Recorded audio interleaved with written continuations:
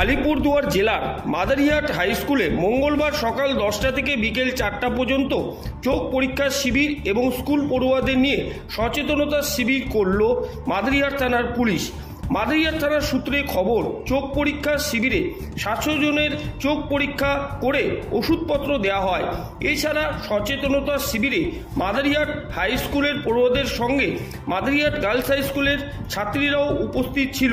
OC মিনমা Sherpa জানান, মানব পাচার, drug addiction এবং সাইবার আইন নিয়ে এদিন পড়ুয়াদের সচেতনতা করা হয়েছে। পুলিশের উদ্যোগের প্রশংসা করেছেন মাদারিহাট গার্লস হাই স্কুলের প্রধান শিক্ষিকা কাজী রুনা লায়লা খানম।